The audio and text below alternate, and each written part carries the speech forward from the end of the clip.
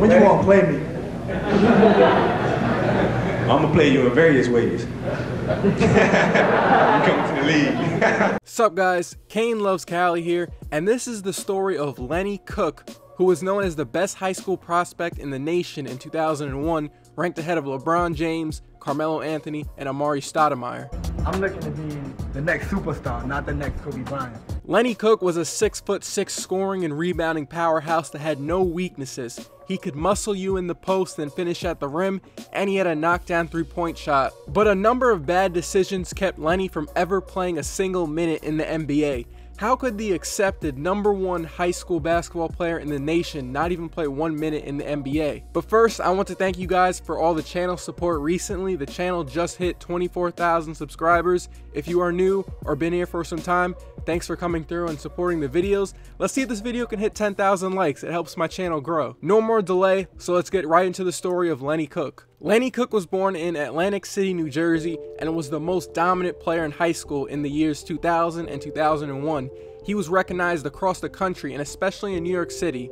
Lenny was the next guy up as New York City's basketball legend. He was born in New Jersey, but he grew up in Brooklyn with his mom and dad and siblings. He lived in a rat-infested apartment where on cold nights they heated themselves by using an open oven. The neighborhood he lived in was filled with drug dealers, addicts, and prostitutes. It was very rough for Lenny growing up. And he didn't even start playing organized basketball until he was 15 years old when an AAU coach saw him playing in a park and invited him to join his AAU team. Cooke was very athletic and tall, but he couldn't shoot, really couldn't dribble, and he couldn't pass well. But with his physical skills, he had the intangibles to be a star, according to that AAU coach. Just to give you an idea of how widely known Lenny Cooke was, when Lenny and Carmelo Anthony were both juniors in high school, Melo went on a plane just so he could play against Cooke. You can see in this video right here, Melo is on offense in this clip and he is being guarded by Lenny Cooke at this outdoor court. Carmelo said everyone in high school admired his game and was a fan. Melo said it was his size, how strong he was,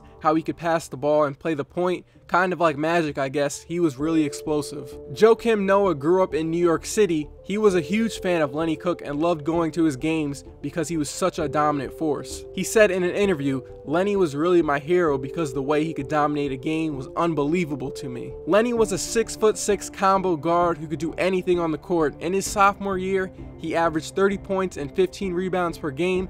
In high school, he could play any position. He could post up anyone no matter their size. He had a vertical jump that no one could match. He could shoot the three. He had tight handles and had a competitive fire on defense. Lenny filled up the box score in his junior year also. The numbers were a bit down, 25 points and 10 rebounds, but he was still dominant. Besides being unstoppable in regular high school games, Lenny Cooke made his name at the ABCD camp, which stopped running in 2007. The ABCD camp was one of the biggest, if not the biggest, summer basketball circuit in the country. It was where all the top high school basketball prospects come together and play each other.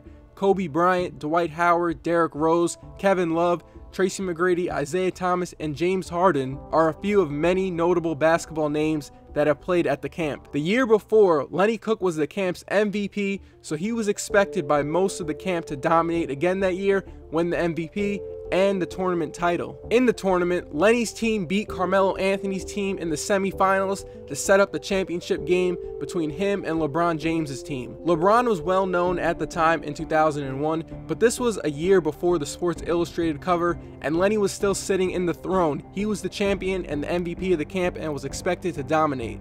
I just want to come here and play hard. It really doesn't matter if I'm the best player in the camp. You know, I still know what I can do. And he did dominate, but the throne changed in the championship game at the 2001 camp. Unfortunately, there's no video of the full game, but it is said LeBron and Cooke were going back and forth scoring on each other in the first 3 quarters. They were each showing why they were the best high school player in the nation. The game stays close in the 4th quarter and Lenny Cooke's team is up by 2 with the ball, and there's less than 10 seconds in the game. At this point, LeBron outscored Lenny Cooke 21-9. All Lenny Cooke's team has to do is inbound the ball and make free throws. But on the inbounds, LeBron stole the ball and quickly dribbled to the right side of the floor while being guarded by Lenny Cooke. Right before the buzzer expired, LeBron pulled up for a 3 right in Cooke's face and switched the 3-point shot to win the tournament title. Lenny was shocked and was expecting LeBron to drive to the rim. Sonny Vaccaro, the man who ran the camp and signed the shoe deals for Michael Jordan and Kobe Bryant, said that game-winning shot LeBron made over Lenny Cooke was the moment Lenny Cooke never recovered from. His exact words, "He beat Lenny on his own turf. I mean, you can say it was one shot, one game, but in a way, Lenny never recovered." LeBron James is simply the greatest 15, 16-year-old kid I've ever seen in my life. He has a chance, when it's all over, to be one of the greatest players ever to play the game. Lenny Cooke was no longer in that class of top players in the country after that game. Carmelo said, "After that, we just didn't hear very much about him." Throughout high school and going into his senior year, Lenny had poor attendance and grades. He went to parties a lot, and on top of all of that, he was academically ineligible to play high school basketball that year. So he transferred to a high school in Flint, Michigan to get his diploma and get in the gym. Because he was ineligible to play, he could only play in pickup games and tournaments, which really hurt his game because none of this was organized with the best competition. Cooke had a few high-level college basketball teams wanting him. He had offers from North Carolina and Ohio State, but he was seriously considering St. John's University because it was in New York City, which was close to his home in New Jersey. But he and his team of advisors decided on skipping college and going straight to the NBA. They spoke to a dozen of NBA teams that said they were seriously thinking about taking Lenny Cooke in the 2002 NBA draft. 3 teams said that they wanted to take him in the first round. Cooke thought it was the best move for him. The NBA was his childhood dream, and he thought he would be able to smoothly take that extra step to the league. Debbie Bortner, who was a secondary mom for Lenny Cooke, she wanted him to go to one of those colleges, and Debbie was very disappointed with his decision. She said in an interview to a New York newspaper, "I tell the kids to use this sport to further your education, but the Sharks were circling Lenny, making promises they couldn't keep. He paid a very heavy price for their despicable behavior." But the draft did not go how Lenny Cooke thought it would. Every team passed on him in the 2002 draft. Cooke did not get signed onto a team that summer either. How does this happen? Well, for one, Cooke did not show up to any pre-draft workouts when teams were calling him, and he admits that his arrogance was one of the many reasons why teams did not give him a shot. Plus, he injured his right big toe on the first day of a pre-draft camp, which basically eliminated his chances to impress NBA teams. An Eastern Conference assistant coach said they didn't think he was good enough and that he should have used a few years of college. Whoever was advising him gave him bad advice. They did not like that he wasn't in organized basketball for some time.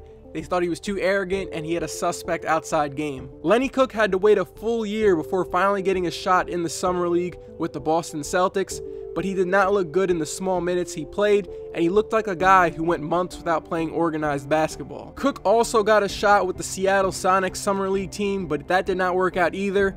He then played a couple years in Asia before tearing his Achilles tendon, ending his basketball career forever. What was the biggest reason in Lenny not turning out like how scouts said he should? Lenny said, "Physically I was ready, but mentally I was not." And what does Lenny have to say about LeBron now? He said, "My kid's like LeBron James. He's earned everything he's gotten and taken advantage of every opportunity he's been given. How can I be mad at him? He's built his brand the right way." Lenny Cooke says he wishes he listened to Debbie Bortner, who was a family friend, about going to school. Cooke says, "It's up to you to make your own decisions about who you're going to surround yourself with because your image is more important than anything else." Today and in the past 5 years or so, Lenny has been using his story to teach younger high school athletes that are looking to go pro about the importance of taking every aspect of high school seriously so they do not end up like him. When the NBA changed its draft eligibility rules in 2005 to all players must turn at least 19 years old in that calendar year and be 1 year removed from their high school graduation, Lenny Cooke is looked at as one of the reasons why there was a rule change. In final, Lenny says, "When I was hanging out doing crazy things and partying,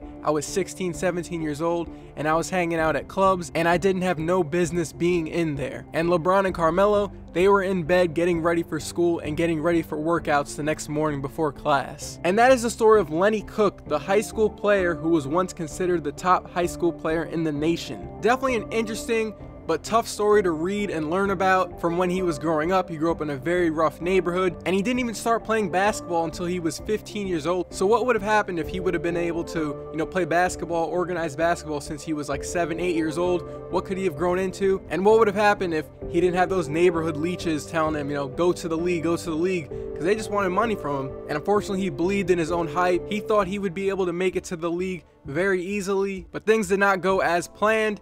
But at least he's using the situation now to teach and tell kids the story so they don't end up like him when he's 30 years old. Again, I want to thank you guys again for all the channel support. Recently, we're up to 24,000 subs. We're growing at a nice pace. So my name is Caine, and I'll see you guys in my next video.